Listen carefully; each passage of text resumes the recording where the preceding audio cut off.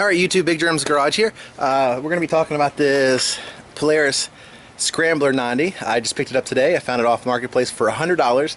I drove about an hour and a half to go get it. I haven't done anything with it. Pretty much loaded it up in the truck. Gave the guy $100. Actually, it was a kid. Gave him $100 and then drove back an hour and a half. So we're going to put it in the garage and see exactly what it's missing and what all it needs.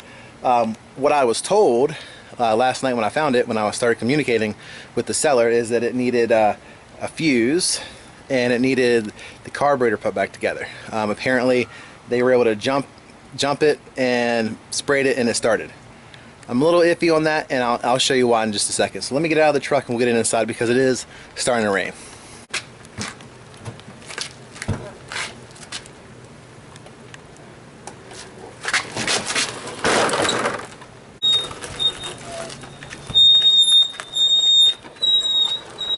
Alright, so let's walk around and see exactly what's missing that I've noticed so far.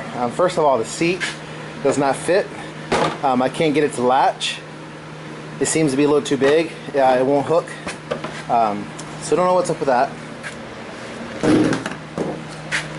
Looking here, we are missing something that plugs in here. I believe this is the solenoid. So there's where the solenoid would go. We've got a fuse going to the battery. I guess that's what he was talking about, the fuse. The plastics are all kind of broken up. Let's see. Looks like someone hit that with a saw. Cracked here. Cracks up here by the gas tank. Plastics are not bolted.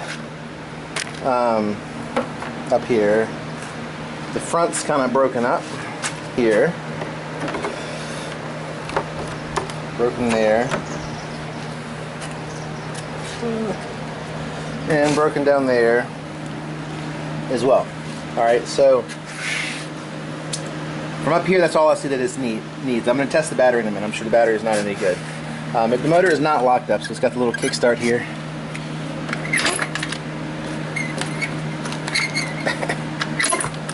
So it's not locked up. It sounds like it's got compression. CDI box is there, just laying there. Carburetor is not in pieces like he said, but the air box is missing. There is no air box. Coil. Let's see some other electronics. I don't really see a whole lot of plugs empty. This is the brake switch. Goes on the brake lever. I don't know if that brake switch is going to make a difference when I try to jump it in a minute. Brake light. It's missing the rear brake light. The brakes look to be intact back here. It was made some squeaking noise when I rolled it in. It does have chain. Exhaust is there. The tires don't look too bad. It looks like they are holding some air. We got the key. Now the throttle, thumb throttle is here, but it's missing the actual lever. And these are expensive, this whole combination. And not looking on an actual Polaris website, the lever is like 20 bucks here. Where on Amazon I can get the whole assembly for like 12 something. And this has the double cables coming to it. Over here on this side, it looks like this one, which is missing, is just a single cable. So I have to do a little bit more investigating on that, but this just looks like a regular brake cable or brake lever, where this one has got the double and is built into the throttle, thumb throttle. But I saw, looking online, like eBay's got them, they're expensive, but Amazon looked to be pretty cheap, so we'll have to see. Now they've got this pulled all out. I don't know if they were messing with it, going to the controls. Looking down in there, everything looks connected. I don't see any unplugged wires, so I'm just going to leave that like it is for now. Plastics aren't bolted. I don't know exactly what year this is yet, and I'll have to look. I'll have to find the VIN number in a little bit and find out, but it does stink. Smells like awful gas. But let's see if I can get it to do anything. what we'll do is I'll check the battery. I'm sure the battery's dead, but I'm going to jump it through the solenoid and see if I can get it to turn over, and then see if we can get spark, maybe. Alright, so I've got my little light hooked up to the battery. It is not coming on, so the battery's dead. I don't know if it'll hold or charge or not, but there's no light at all coming from that. So we're going to continue down the line, and now we're going to try jumping it to the solenoid, which I'm going to have to try to figure it out.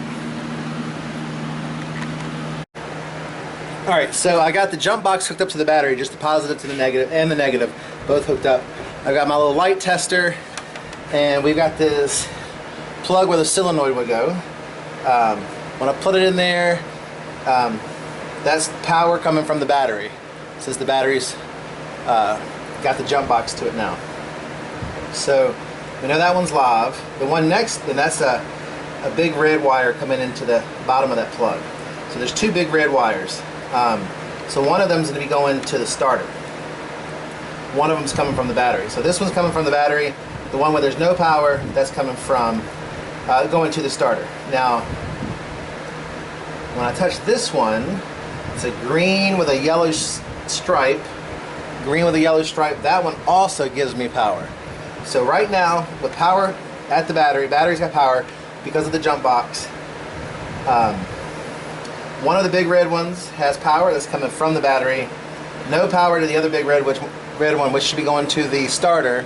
And then the blue with white stripe is nothing, and the green with yellow stripe is light power. So already, so what I'm going to do is I'm going to try to jump the big red one to the other big red one to see if the starter kicks over.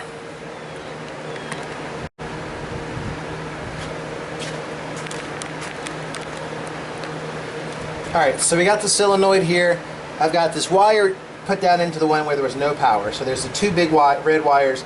Like I said, one's coming from the battery, one's going to the starter.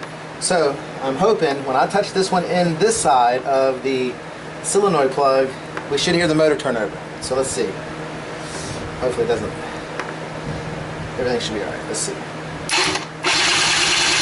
Yes, motor turns over. Alright. So my guess is we're not going to have spark yet. So I'm going to mess around with it for a second, see if I can figure out exactly how to get spark to see if we can spray and get the start. Alright, so this time I'm going to jump the wires, hoping to put a little bit of power to the blue with white stripe wire. It's the only other little wire that does not have power. And I've got this. So my tripod's falling apart. I've got my little spark plug light hooked up. So we'll see if we get spark or not. So that light should light up when I turn the motor over.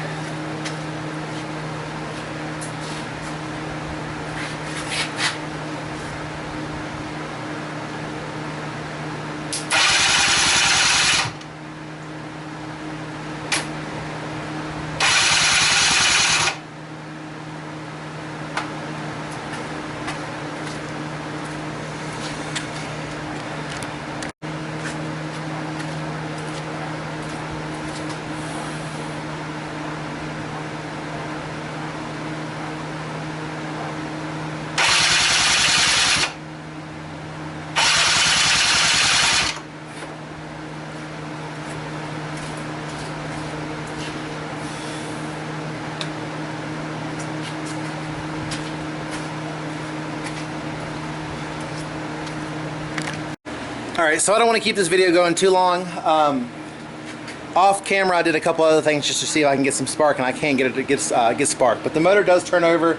I'll show you what I did, and maybe you have some suggestions for me as well.